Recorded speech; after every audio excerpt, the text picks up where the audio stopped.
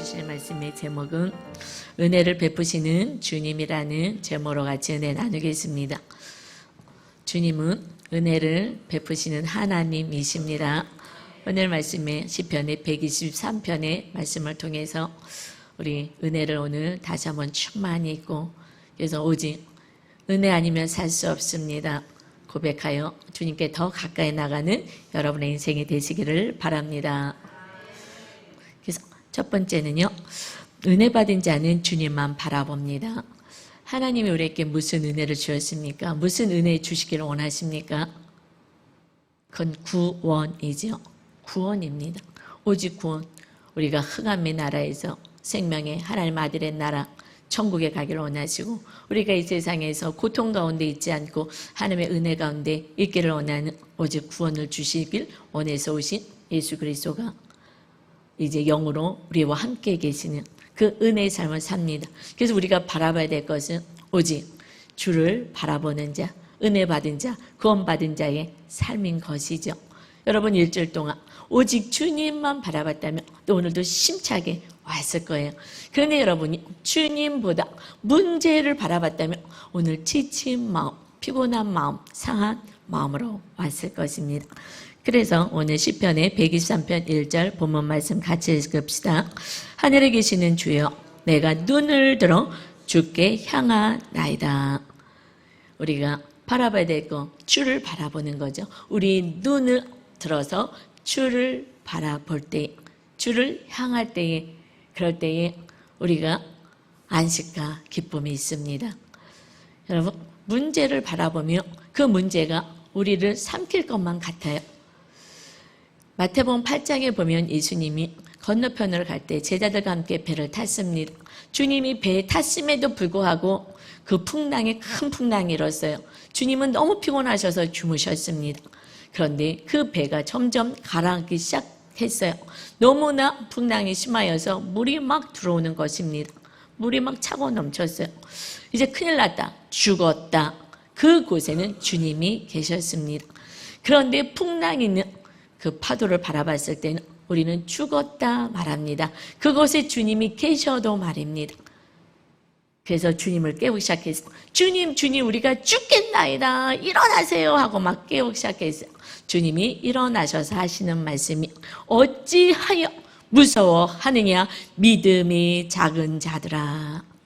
믿음이 작을 때는 문제 안에 갇힙니다. 문제만 보이는 거예요. 그리고 죽을 것만 같은 거예요. 망할 것만 같은 것입니다. 여러분, 주님이 말씀하셔요. 내가 이곳에 있는데도 나를 보지 못하고 믿지 못하고 두려워 떠느냐, 믿음이 작은 자들아. 그러면서 말씀하셔요. 이제 바람과 바다를 꾸짖으시며 잠잠케 하십니다. 잠잠해라. 그랬을 때에 바람과 바다가 순종하더라. 그 모습을 보면서 제자들과 그 사람들이, 이가 누구시기에, 이 사람이 누구기에 이런 바람과 바다도 잠잠하고 순종하는가. 여러분, 그들은 주님이 누군지를 몰랐기에 주님이 계셨어도 들어 떨었습니다. 이제 그 주님이 어디 계십니까? 우리 안에 영으로 와 계십니다. 이 믿음이 여기까지 안 가면, 믿음이 자꾸 작아지고 문제만 바라보게 되고 우리 눈을 들어 주를 바라보지 못한다면 우리는 이렇게 두렵고 떠는 거예요. 그 주님이 그 배에서도 두렵고 떨어서 우리가 죽겠어요 라고 부르짖었던 것처럼, 여러분, 우리를 살리고자 우리 주님의 영이신 성령님이 우리 안에 임하셨습니다. 이것에 대해서 우리가 살아가야죠. 근데 아직까지 잘 모르는 성도들도 많이 있어요. 그저 나 혼자 사는 것 같아요. 주님을 모르고 말씀을 모르기 때문에 그렇습니다. 처음에 이 시편 1절에서 하늘에 계신 주여 하면서 시작했죠. 내가 눈을 들어 주께 향합니다. 하늘에 계시는 주님, 보좌 위에 계시는 하나님 아버지가 계십니다. 그런데 우리가 문제 가운데 갇히며 우리 믿음이 점점점 작아지며 저 멀리 계시는 하나님 같이 느껴지는 거예요. 내 안에 계신 하나님도 계시는데 배 안에 계신 주님이 계시는데도 그걸 모르고 죽을 것만 같은 그런 공포 가운데 있는 것처럼, 저도 20대 초반에는 저 하나님이 너무 믿음이 제가 작아서 그 하나님이 너무 멀리 계셔서 하늘을 바라보면서 하나님 거기 계시잖아요. 저기 계시잖아요. 어딘지를 모르겠는데 하나님이 너무 작게 느껴지는 거예요. 저기 계시는 하나님. 하여튼 계시잖아요. 성경에서 배웠습니다. 그 하나님 저 좀 도와주세요. 그래도 응답이 없어서 아빠 천국에 가셨죠? 아빠 하나님께 알려주세요. 나 지금 힘들고 있다고. 이렇게 왜요? 저는 말씀을 그때는 몰랐어요. 말씀을 잘 읽지도 않았고요.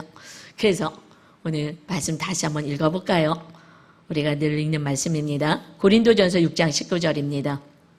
너희 몸은 너희가 하나님께로부터 받은 바 너희 가운데 계신 성령의 전인 줄을 알지 못하느냐. 너희는 너희 자신의 것이 아니라.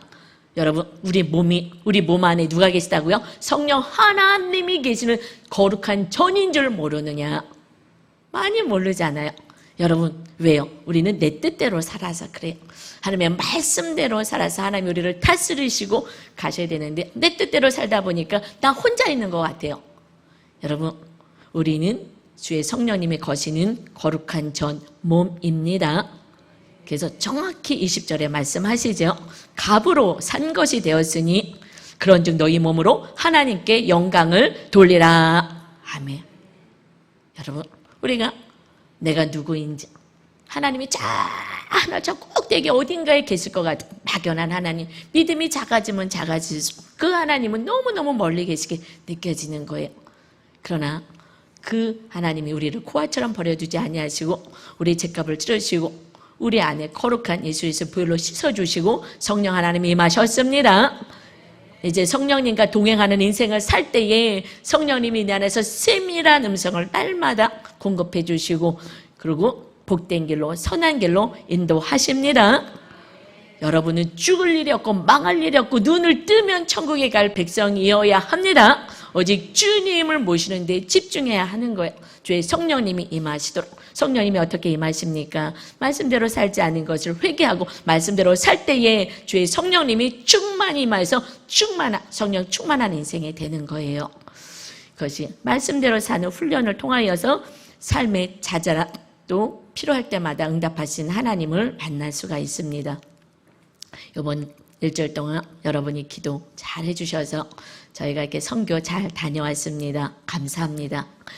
근데 이번에 선교지에서요, 제가 이렇게 말씀을 가르치고 있는데, 그 아짠들, 이번에는 이제 좀 아짠들, 목회하는 아짠들이 와서 해서 좀 심화 교육을 하고 성령 충만할 수 있도록 말씀을 가르치고 있는데 되게 건강했어요, 다들.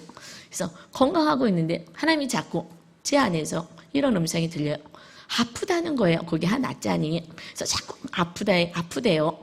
그런데 제 이 성으로 봤을 때는 너무 건강해. 너무 뭐 성경 찾고 공부도 열심히 하는데 아무리 이렇게 혈색을 보고 봐도 아파 보이지가 않는 거예요. 건강한데 제 이성적으로. 그래서 자꾸 근데 제 안에서는 자꾸 아프대요. 저 아짠이. 아프다 그러는데 아무리 봐도 아프지 않는데. 근데 제가 좀 즉각 순종하잖아요. 그래서 공부하다 말고 자꾸 아프다고 자꾸 저 아짱이 아프다고 얘기하시길래 그 마음이 자꾸 오는 거예요. 아무리 제 눈으로 쳐다봐도 뭐 아파 보이지 않았는데 그래서 아짠한테 어디 아프냐 하고 물어봤어요. 성령님 말씀하면 순종해야 되니까 자꾸 물어보라니까 어디 아프냐 그랬더니 네 아파요. 그러면서 그 다리를 바짝 들어가고 책상에다 얹어놓으면서 그 바지를 걷기 시작하는 거예요. 그래서 봤더니 그 오토바이 사고가 나가고 살점이 깊이 파인 거예요. 그러니 거기가 북한같이 가난한 나라니 돈도 없으니 야짠들이 그 산속에서 화전민으로 정말 가난하게 그지없는 그래서 낮에 너무 먹을 것이 없어가지고 산에 가가지고 그 말을 캐가지고 그걸 맨날 빨고 아이들이랑 그렇게 먹을 것이 없어서 이렇게 하니 뭐 병원도 약도 바를 수가 없어서 그 다 파여진 그 다리를 끌고 그 먼 거리를 하나님의 말씀을 배우겠다고 온 거예요. 근데 하나님이 그걸 다 보고 계셨잖아요. 저도 몰랐어요. 아프대는데 제가 봤을 때는 건강하게 짝이 없어 보이는 거예요. 얼굴이나 이런 것은. 그 다리 속에 그렇게 아파 있는지 어떻게 알겠어요. 그래갖고 너무 깜짝 놀라면서 우리 유 목사님이 마치 아주 좋은 그 피부 질환제 이렇게 치료약을 연고를 가져가셔서 마치 적금을 쓰라고 막 그러고 그 공부하다 말고 가서 그 약을 다 발라주고 잘 치료해주고, 그리고 그것이 3살이 돋을 수 있도록 그 다음 날에도 또 잘 이렇게 발라주고 이렇게 치료해주고, 그래서 약을 발라줘서 3살이 돋게 했어요. 물론 처음에 우리가 신학교에 갔을 때도 한 아짜니 신학생이죠. 그때는 왔는데 믿음 없이 그냥 왔어요. 왔는데 첫날부터 가겠다는 거야. 아파서 여기 있을 수가 없대요. 어디 아프냐는데 그냥 무조건 아프대요. 그래서 이게 마귀가 말씀 못 듣게 하는구나. 그래서 그냥 눕혀놓고 그냥 다 같이 기도하고 막 우리가 안수하면서 마귀를 쫓았어요. 그랬더니 그러고 나더니 벌떡 일어나더니 이제 안 아프다고. 그래서 끝까지 신학교까지 다 졸업하고 지금 믿음이 크게 성장된 줄 믿습니다. 그런 기적으로 안수에서 기적도 일어나지만 이렇게 하나님이 그 순종하면서 그 먼 거리를 다리를 끌고 그 아픈데도 그러고 오고, 야 공부에 얼마나 열심히 하지, 그거에 아픈 거에 집중하지 않는 거야. 문제에 집중하지 않고 하나님의 말씀에 집중했니 하나님이 너무 이쁘고 기쁘고, 그리고 안타까워서 쟤 아파 자꾸 얘기하는데 어디가 아파요? 얼굴이 멀쩡한데 안 아픈데 자꾸 가뜩 아프다. 네 알겠습니다. 어디가 아프냐? 내 다리가 아파요. 그래서 너무너무 정말 징그러워서 볼 수 없을 정도 다 살이 파여져 있는 그 모습으로 그의 나라와 의를 구하기 위해서 온 그 아짜는 하나님의 자녀를 하나님 보시고 빨리 치료하게 하신 줄 믿습니다. 하나님이 다 보시는 거예요. 여러분의 말씀대로 살면 그 여러분의 삶 가운데 공동체 가운데 하나님의 뜻을 이루며 하나님이 살아계심을 선포하고 보여주는 자로 여러분 축복의 통로로 쓰임 받으시길 주님의 이름으로 축원합니다. 그래서 성령 충만하라고 말씀하셔. 너희가 성령의 충만을 받아야 되는 거야. 성령 충만해야지. 그래서 예수님의 제자들은 다 충만했어요. 성령에 충만했습니다. 여러분, 그래서 에베소서 5장 18절을 보면 한번 같이 읽어볼까요? 술 취하지 말라. 이는 방탕한 것이니 오직 성령으로 충만함을 받으라. 신기하게 성령 충만 받아라 할 때는요, 술 취하지 말라 이렇게 같이 말씀하고 있어요.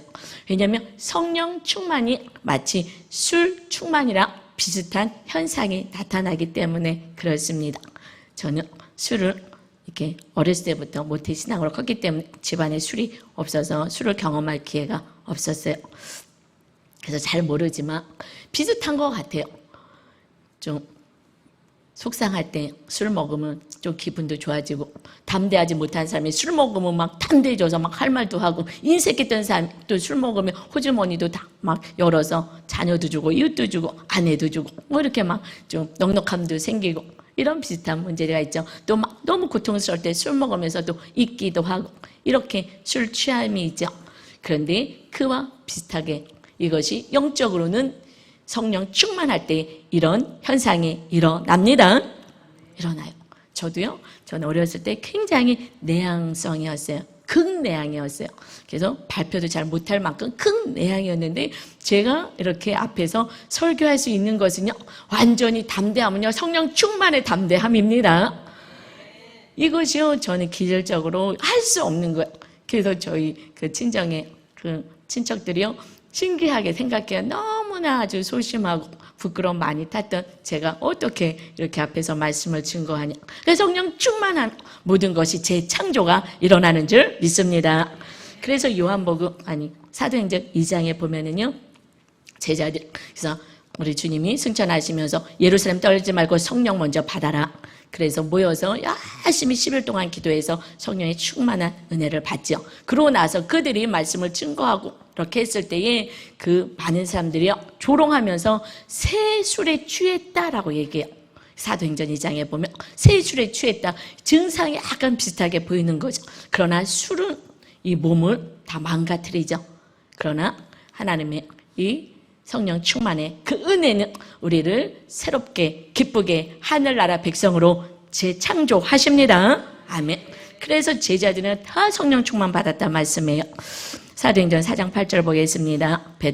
이에 베드로가 성령이 충만하여 이르되, 7장 55절에도 스데반이 성령 충만하여 하늘을 우러러 주목하여 하나님의 영광과 및 예수께서 하나님 우편에 서신 것을 보고 성령에 충만하니까 나라가 열려서 천국에 계신 하나님 우편에 계신 예수님을 보았어요. 그 은혜를 받았기에 돌을 쳐서 죽이려고 하는 그 죽음의 그 순간까지도 기쁨으로 이겨낼 수가 있었습니다. 성령 충만이 우리 인생의 해답인 거예요. 뿐만 아니라 바나바도 마찬가지입니다. 11장 24절에 바나바는 착한 사람이요 성령과 믿음이 충만한 사람이라 이에 큰 무리가 주께 더하여지더라. 착한 사람, 겉으로 보기엔 착하게 보이지만 그 안에는 성령이 충만한 사람이기 때문에 사람들에게도 착한 사람이라고 인정을 받는다는 것입니다. 13장 9절입니다. 바울도 마찬가지예요. 바울이라고 하는 사울이 성령이 충만하여 아멘. 그리고 모든 제자들도 마찬가지예요. 13장 52절 제자들은 기쁨과 성령이 충만하니라 아멘. 우리가 구할 것은 성령 하나님의 충만한 은혜인 줄 믿습니다. 이제 문제에서 눈을 들어 성령 하나님의 내 안에 충만히 거할 수 있도록 이제 우리 말씀을 비춰서 나의 모습을 봐야 돼요. 내 안에 주님 말고 무엇이 있는지. 여러분, 성령의 열매는 사랑부터 시작하죠.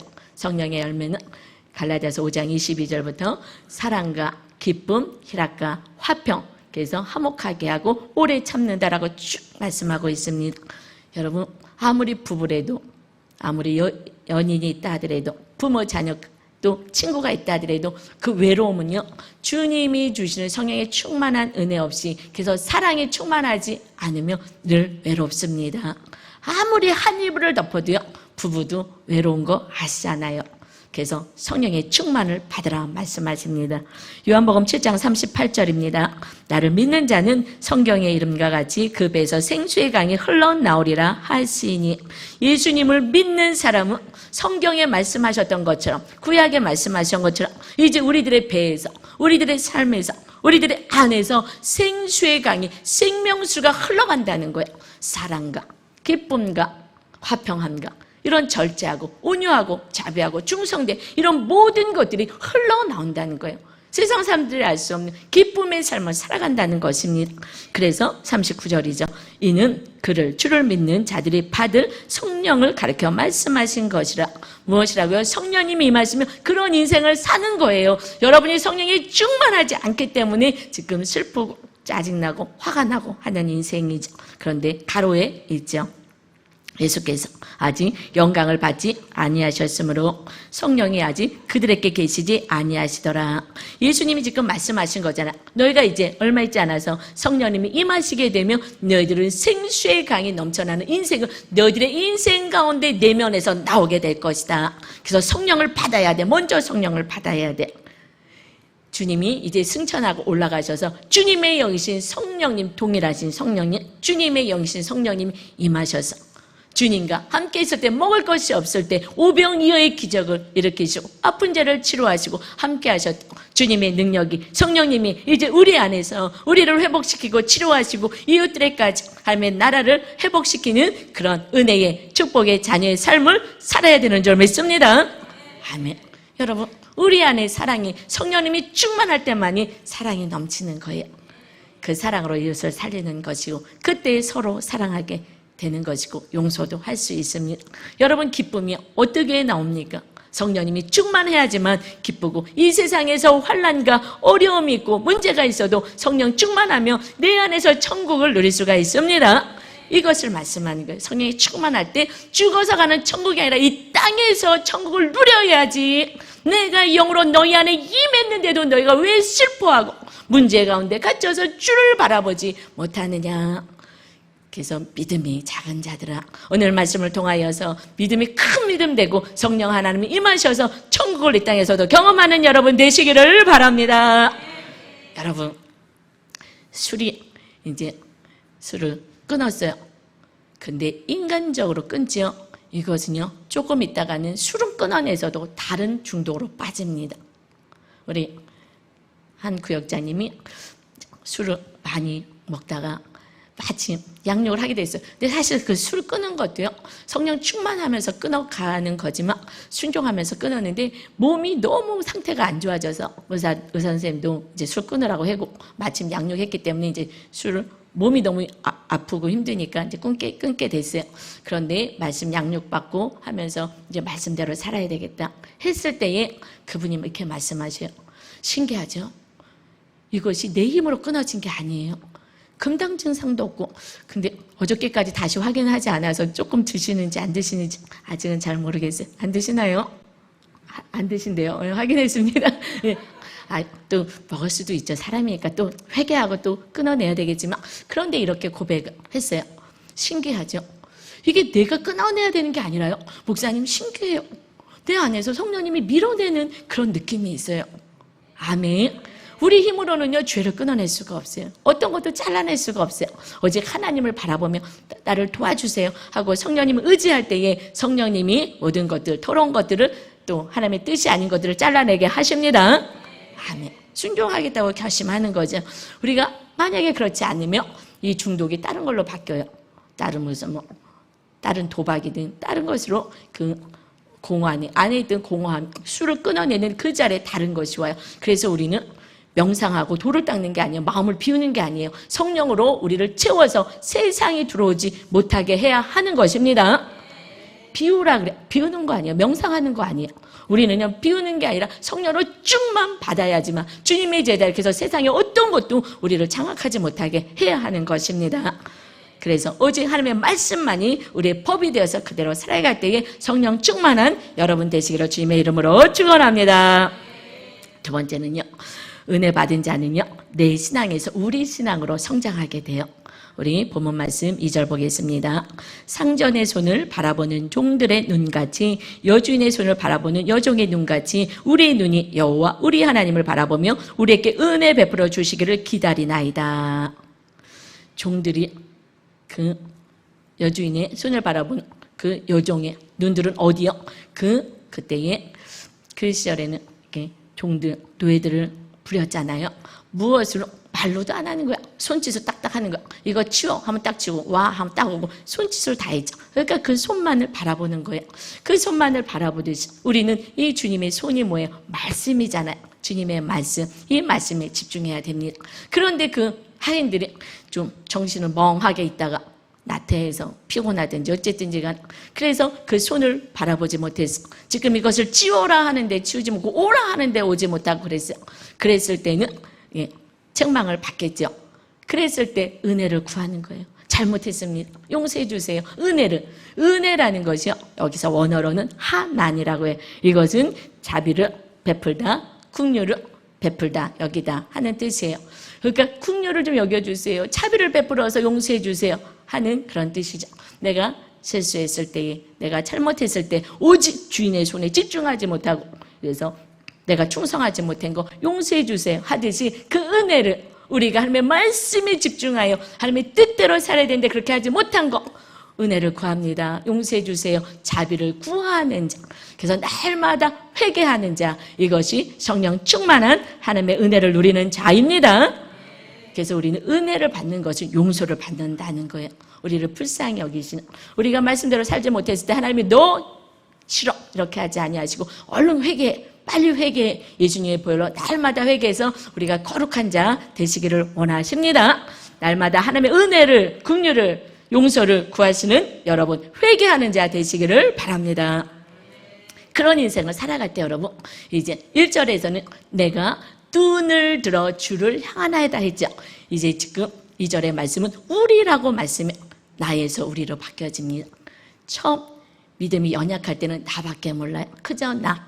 근데 특히 말세 때는 자기를 사랑하고 돈을 사랑한다라고 시작해요.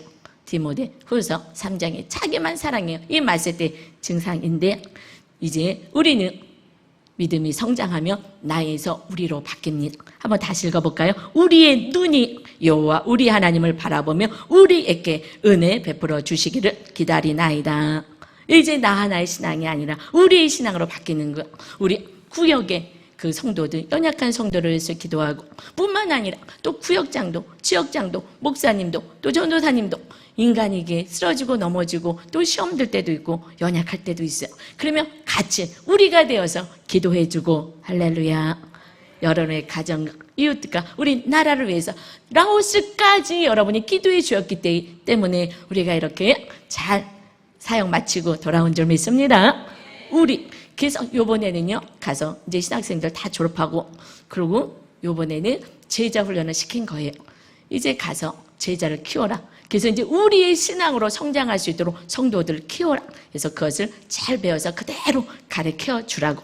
그래서 우리의 신앙으로 성장하도록 한 거죠. 이제 여러분도 우리의 신앙으로 성장하셔야 합니다. 육신의 부모님도요, 자녀들이 여럿이 있어요.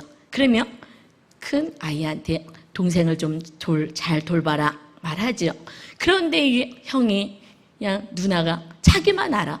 계속 먹을 것도 자기만 먹고 동생들 것 뺏어 먹고 자기만 알고 돌보지도 않고 싫다고 하고 자기만 알아.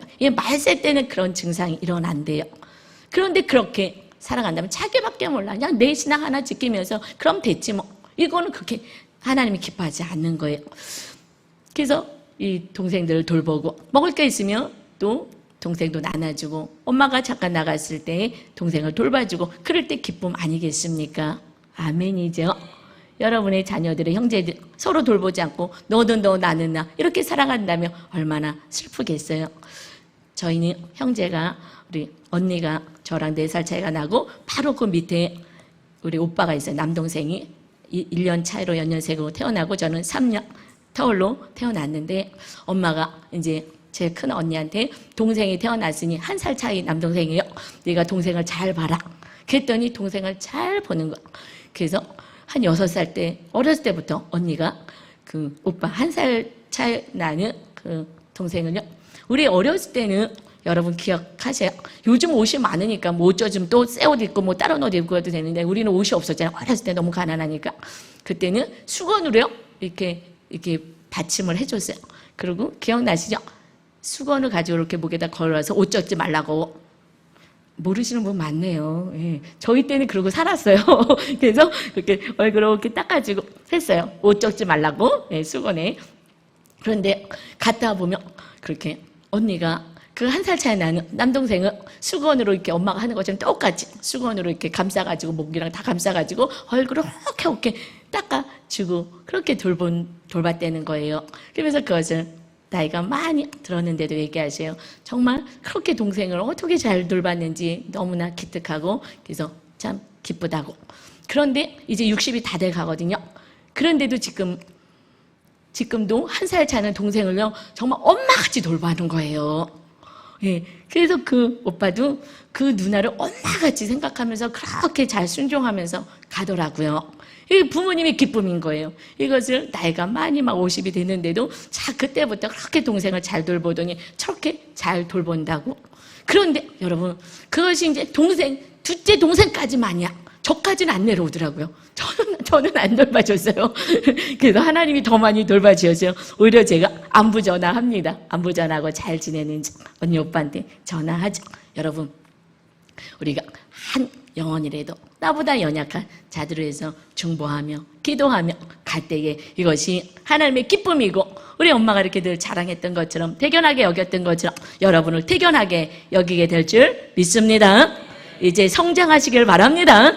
맨날 나만 생각하고 앉아있지 마시고 정말 요즘 살기 얼마나 힘들어요. 직장 다니기 얼마나 힘듭니까? 아이들 키우기 얼마나 힘이 듭니까?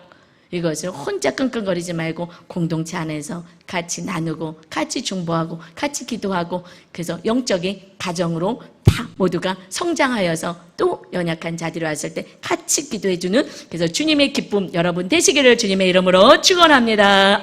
세 번째는요. 은혜 받은 자는 더 큰 은혜를 사모합니다. 우린 더 큰 은혜를 사모해야 돼요. 다른 것을 어떻게 할 수가 없습니다. 시편의 123편 본문 말씀 3절 4절입니다. 여호와여 우리에게 은혜를 베푸시고 또 은혜를 베푸소서 심한 멸시가 우리에게 넘치나이다. 여러분 우리가 성령 충만한 삶에 말씀대로 살려고 하면 말씀대로 살지 못하게 하려고 마귀의 공격이 있어요. 핍박이 있습니다. 그래서 오히려 고난을 당하고 아유 됐어 이렇게 이 정도면 됐지 하고 자꾸 말씀의 깊은 데로 들어가지 못하게 합니다. 그래서 4절에 보니까 안일한 자의 조소가 있고요. 그것은 안일하다는 것은 오만하다는 거예요. 그 오만한 자의 조소와 교만한 자의 멸시가 우리 영혼에 미치나이다. 여러분 말씀대로 잘 사는 사람들을 향하여서 그렇게 이제 깊은 데로 들어가지 못하게 하려고 오히려 교만하고 오만한 자들이 틀렸다라고 조롱하고 조사하고 멸시를 한다는 거예요. 그런데 여러분, 주님이 이것을 다 당하셨잖아요. 하나님의 아들이 왔는데 네가 무슨 하나님의 아들이냐고. 그리고 침을 뱉고 뺨을 때리고 조롱하고 채찍질을 하고 마침내 가장 믿음이 좋다고 생각한 오만한 자들이, 대제사장과 서기관과 바리새인들이 예수님 십자가에 못 박는 앞잡이가 되었어요. 여러분, 우리가 말씀대로 살 때에 이렇게 조소와 멸시를 당할 수도 있습니다. 그때 어떻게 이겨요? 어려움이 있을 때에 이웃들에게 손가락질을 당할 때 어떻게 이겨요? 내가 죄를 지었으면 회개해야 되고, 그렇고 우리는 오직 하나님의 은혜를 구하는 자 되어야 합니다. 주님이 다 당하셨잖아요. 주님이 먼저 다 당하셨기 때문에 주님이 히브리서 4장 14절에 이렇게 말씀하십니다. 그러므로 우리에게 큰 대제사장이 계시니 승천하신 이고 하나님의 아들 예수시라. 우리가 믿는 도리를 굳게 잡을지어다. 우리에게 있는 대제사장은 우리의 연약함을 동정하지 못하실 이가 아니요, 모든 일에 우리와 똑같이 시험을 받으신 이로되 죄는 없으시니라. 우리의 연약함, 뭐 이렇게 힘이 들어 이렇게 하지 않는다는 거예요. 너 이거밖에 안 돼 라고 얘기하지 않으신다는 거예요. 주님도 육을 입고 오셨어요. 그래서 배고프기도 하셨고요, 피곤하기도 하셨고요, 이렇게 멸시도 당하셨고 다 당하셨습니다. 그래서 16절입니다. 그러므로 우리는 긍휼하심을 받고 때를 따라 돕는 은혜를 얻기 위하여 은혜의 보좌 앞에 담대히 나아갈 것이니라. 아멘. 주님 앞에 가면 책만 받지 않아요. 너 이렇게 몇 번이도 이렇게 똑같은 죄를 짓느냐, 언제까지 정신 차릴래 하지 아니하시고 끝까지 우리를 보듬어 주시고 때를 따라 돕는 은혜를 주십니다. 은혜의 보좌 앞에 여러분 담대히 나가셔서 여러분 일주일 동안 또 말씀대로 살지 못한 것이 있다면 다시 오늘 기도하여서 성령의 충만한 은혜를 받으시기를 바랍니다. 그래서 우리는 기도하는 거예요. 기도하지 않고서는요, 우리는 하나님의 뜻대로 살 수 없습니다. 힘이 없어요. 그래서 시편의 62편 5절입니다. 같이 읽겠습니다. 나의 영혼아 잠잠히 하나님만 바라라. 무릇 나의 소망이 그로부터 나오는도다. 오직 그만이 나의 반석이시오. 주님만이 나의 반석이시오. 나의 구원이시오. 나의 요새시니 내가 흔들리지 아니하리로다. 아멘. 7절입니다. 나의 구원과 영광이 하나님께 있으며 내 힘과 힘의 반석과 피난처도 하나님께 있도다. 아멘. 아멘. 8절입니다. 백성들아 실시로 언제든지 그를 주를 의지하고 그의 앞에 마음을 토하라. 하나님은 우리의 피난처시로다. 아멘. 우리가 의지할 대상은 오직 세상을 창조하시고 심판주가 되시는 하나님만 의지하십시오. 사람을 의지하면 또 시험 들고 상처받습니다. 연약한 자예요. 사람은요, 믿을 대상이 아니라 사랑할 대상입니다. 사랑을 주는 거고요, 그들도 배신할 수도 있고 연약하기도 합니다. 그저 하나님만 믿고 나가는 거예요. 하나님이 다 아시니까 우리 답답한 심정을 어떻게 해요? 하나님께 토로하십시오. 그러면 우리의 피난처가 되신 주님이 우리의 위로자가 되어 주십니다. 그래서 날마다 하나님 앞에 나오는 것입니다. 여러분, 이제 우리를 향하여서 조롱하고 우리를 힘들게 하는 이웃이 있습니까? 어떻게 하라고 말씀하시냐면요, 로마서 12장 19절입니다. 네, 사랑하는 자들아 너희가 친히 원수를 갚지 말고 하나님의 진노하심에 맡기라. 기록되었을 때 원수 갚는 것이 내게 있으니 내가 갚으리라고 주께서 말씀하시니라. 아멘. 원수는 하나님이 갚아주십니다. 우리는 오직 못하라고요, 하나님께 다 맡기고 그냥 기도하는 것이고요, 삶 가운데서는 20절처럼 살라는 것입니다. 내 원수가 줄이거든 먹이고 목마르거든 마시게 하라. 아멘. 엄청 어렵지요. 원수가 줄이는데 먹게 하고 또 목마르면 마시게 해라. 피로를 채워줘라. 그리함으로 내가 숯불을 그 머리에 쌓아 놓으리라. 그때에 가장 중요한 것이, 그 시대 가장 중요한 것은요, 이 숯불이에요. 이것이 밥도 짓고 또 난방도 되고, 그래서 불을 꺼트리면 안 되는 거예요.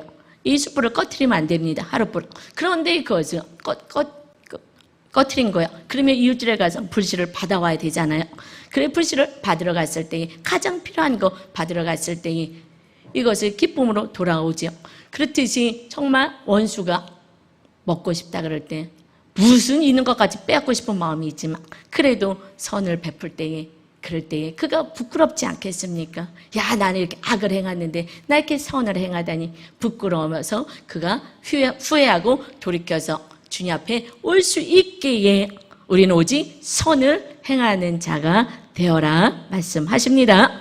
21절입니다. 악에게 지지 말고 선으로 악을 이기라. 아멘. 여러분, 악에게 지지 마세요.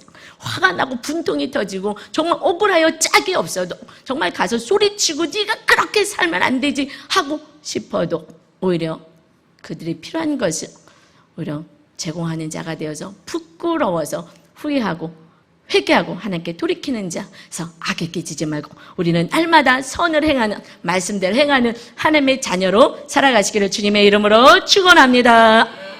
우리가 적용 하나 드릴게요. 오늘 기도할 때 또 나눔할 때 같이 적용하십시오. 고난 가운데 하나님의 은혜를 구하는 것보다 환경을 탓하며 불평하고 있지는 않습니까? 우리는 환경을 넘어 은혜를 구하는 자입니다. 두 번째는요, 안일한 자처럼, 오만한 자처럼 내 기준대로 비판하는 일은 무엇입니까? 이것을 같이 나누면서 우리가 중보하여 오늘도 이 말씀이 삶 가운데 적용되는 여러분 되시기를 바랍니다. 은혜 구하라 말씀하셨으니 이제 주님 은혜 아니면 살 수 없습니다. 우리 찬양하며 고백하며 기도로 나가겠습니다. 우리 찬양 드리겠습니다. 은혜 아니면 살아갈 수 없습니다.